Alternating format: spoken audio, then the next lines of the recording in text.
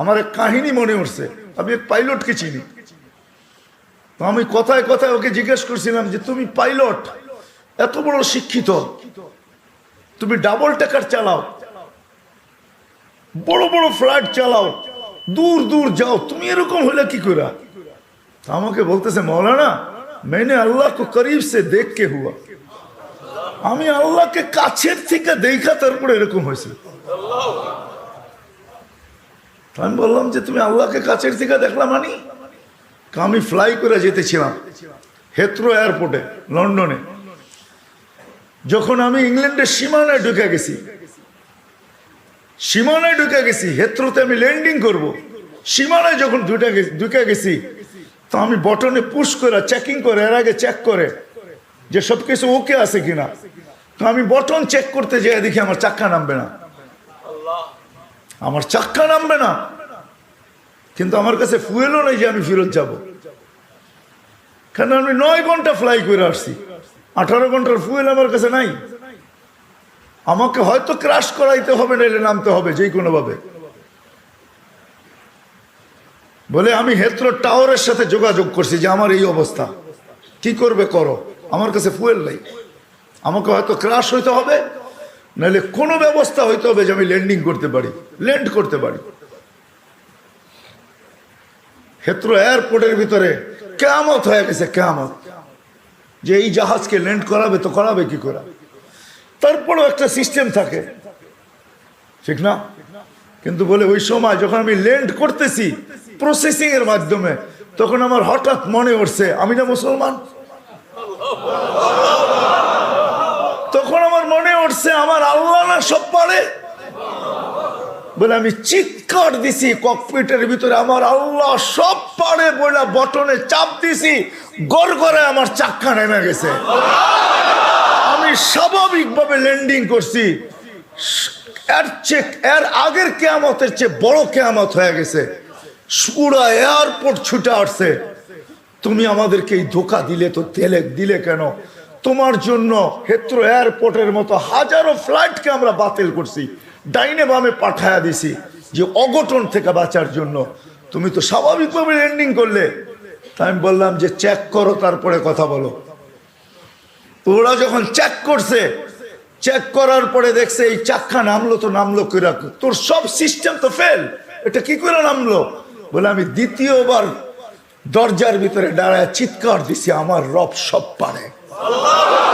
তখন আমি এয়ারলাইন্সের মালিককে, এয়ারলাইন্স চালাদেরকে চাবি বুঝাইয়া দিছি, লও তোমাদের চাবি, 4 মাস পরে চাবি আমি হাতে নিব, যদি দেও, এর আগে নিব না। আমি এইখান থেকে চললাম, কেন আমি মালিককে কাছের থেকে দেখা ফেলছি। সত্য এটাই, আমি আপনাদেরকে এই সন্ধানে দিতেছি, সত্য এটাই। যুবকরা কি বলে, আমি কি বুঝাইতে পারলাম? হ্যাঁ, মানুষ বানায় নিয়ে যাও, ইনশাআল্লাহ মনের স্বাদ আল্লাহ জান্নাতে মিটাবে। আমাদের মালিক শুধু মনের স্বাদ মিটাবে না, বরং আমরা যতটুকু স্বাদ রাখবো এর চেয়ে 10 গুণ বেশি স্বাদ আল্লাহ আমাদের মিটায় দিবে। আমাদের মালিক বড় মালিক, আমাদের আল্লাহ বড় আল্লাহ। হ্যাঁ, আমাদের মালিক বহুত বড়, যেটার বর্ণনা দিয়ে শেষ করা যাবে না। কত বড় আমাদের মালিক, সব রাখা আছে। যুবক একটু সহ্য করো। হ্যাঁ, দুর্গন্ধময় জায়গা দিয়া যাইতে কারো কাছে রুমাল না থাকলে যেরকম নাক চাইপা ধরে আর দ্রুত পার হয়, ঠিক এই ছোট জীবনটাকে এইভাবে পার করো, 4 জিনিসের সাথে সংযুক্ত করা। ইনশাআল্লাহ তুমি ওই যুবক হইয়া ফিরবে, ওই যুবক। আমি আজকে এক জায়গায় বলতেছিলাম যে ওই আমার মনে হয়, আমি বলি যদি ওলামা আমার উপরে আঙ্গুল না উঠায়, তুমি ওই যুবক হইয়া ফিরবে, আল্লাহর রহমতের আঁচলের নিচে তোমাকে রাখবে। যেরকম মা সন্তানকে আঁচলের নিচে রাখে, আল্লাহ তার রহমতের আঁচলের নিচে তোমাকে রাখবে। ওই যুবক হয়ে ফিরবে। করবো তো পাক্কা? সবাই কি করব? মসজিদে সময় দিব, দিনী মাদারেসের সাথে নিজের সম্পর্ক জড়ব, হক্কানি আলেমদের সাথে সম্পর্ক জড়ব, হক্কানি আল্লাহওয়ালাদের সাথে নিজেদের সম্পর্ক কি জড়ব, নিজেদেরকে বাঁধবো, 4 জায়গার সাথে বাইরে রাখবো।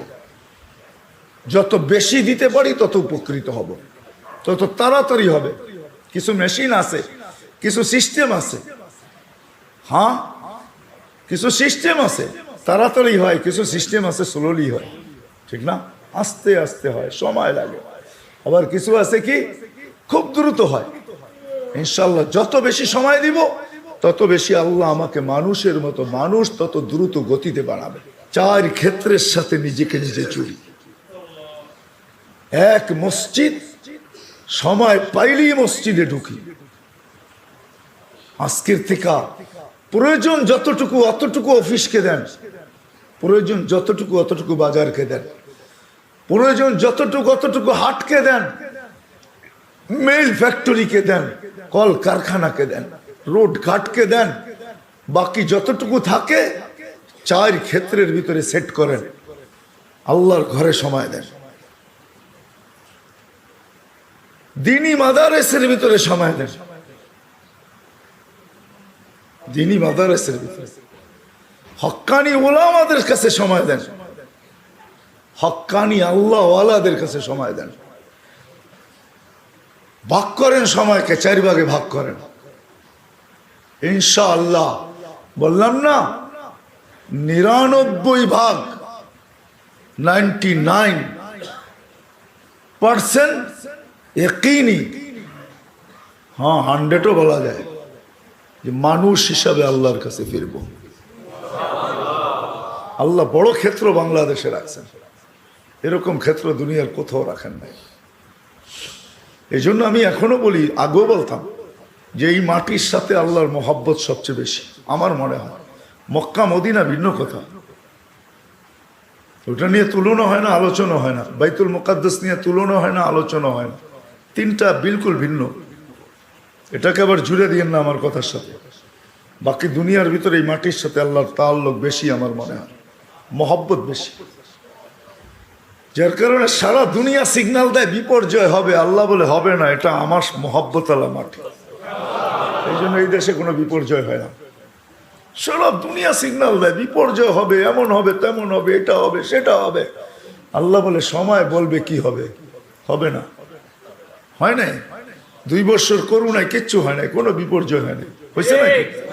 হ্যাঁ, এতটুক ছোট একটা দেশ, অসচেতন প্রত্যেকটা মানুষ। এখানে তো কিয়ামত হওয়ার কথা ছিল, ঠিক না? হ্যাঁ, কোভিড-19, ডেল্টা ভেরিয়েন্ট, ওমিক্রন, কোনো বিপর্যয় হয়নি। ভূমিকম্প আসে, আমার মনে হয় কাঁপায়া যায় না, ধাক্কা খায়া ফিরা যায়। ওটার ধাক্কাই আমাদের একটু অনুভব হয়, আমি মনে করি। আপনারা কি মনে করেন জানি না, আমি ভাবি, এটা নিয়ে খুব ভাবি, সারাদিন ভাবি যে বাংলাদেশে 8.7 ভূমিকম্প, কোনো বিপর্যয় নাই। দুনিয়া বলতে পারবে না 8.7 ভূমিকম্প আসছে, বিপর্যয় হয় নাই।